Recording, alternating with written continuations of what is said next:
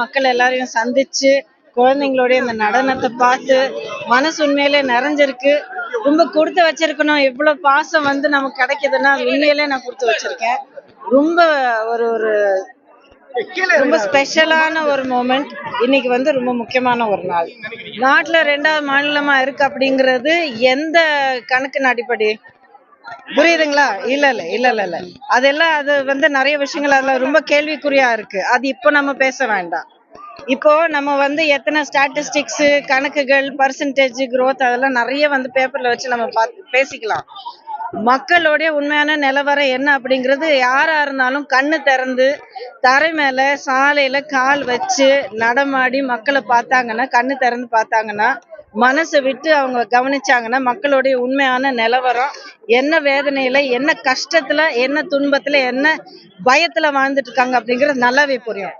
இன்னைக்கு சேஃப்டி இல்ல, பாதுகாப்பு இல்ல, பெண்களுக்கும் இல்ல, குழந்தைங்களுக்கும் இல்ல, பெரியவங்களுக்கும் இல்ல, வேலைக்கு பண்றதுக்கான ஒரு பாதுகாப்பு இல்ல, வருமான பாதுகாப்பு இல்ல, எந்த விதமான பாதுகாப்பும் இல்ல. நீங்க சொல்லுங்க, யார் இன்னைக்கு சந்தோஷமா இருக்காங்க? நடுநிலை மக்களாக இருந்தாலும், ஏழை எளிய மக்களா இருந்தாலும் யார் இன்னைக்கு சந்தோஷமா நிறைவோட வாழ்றாங்க? அவங்க கஷ்டப்பட்டு உழைச்சு சம்பாதிக்கிற அந்த சம்பளம் எத்தனை பேருக்கு அவங்க குடும்பத்தோடைய அடிப்படை தேவைகள் பூர்த்தி செய்யற அளவுக்கு அதாவது போதுமானது இருக்கு? விலைவாசி எந்த அளவுக்கு ஏறி போயிருக்கு? நீங்க சொல்லுங்க. கேக்குறீங்கல்ல எனக்கு என்ன? நீங்க சொல்லுங்க.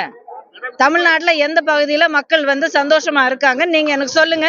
அப்போ இந்த ஆட்சி வெற்றிகரமானது, வளர்ச்சிக்கான ஒரு ஆட்சி, நல்ல ஒரு முன்னேற்ற பாதையில தமிழ்நாடு இருக்குன்னு அதுக்கப்புறம் நம்ம பேசிக்கலாம். நான் எவ்வளவு கரெக்டா சொல்லிக்கிட்டு இருக்கேன்னு எனக்கும் தெரியும், தமிழக மக்களுக்கும் தெரியும். உங்களுக்கு பாவம் தெரியலன்னா நீங்க போய் புள்ளி விவரத்தை எடுத்து நீங்க தான் கணிச்சு தெரிஞ்சுக்கணும்.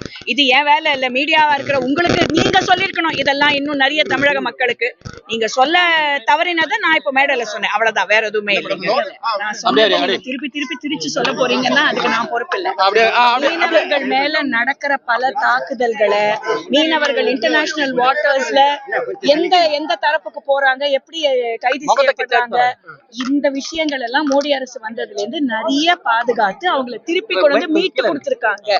இதத்தான் நான் சொன்னேன் மேடையில. நான் சொன்னது எனக்கு தெரியும், உங்களுக்கு தெரியலன்னா உங்களுக்கு செலக்டிவ் அம்னீஷியா தான், அதுக்கு நான் பொறுப்பு கிடையாது. நான் என்ன சொன்னேன்னு எனக்கு தெரியும்.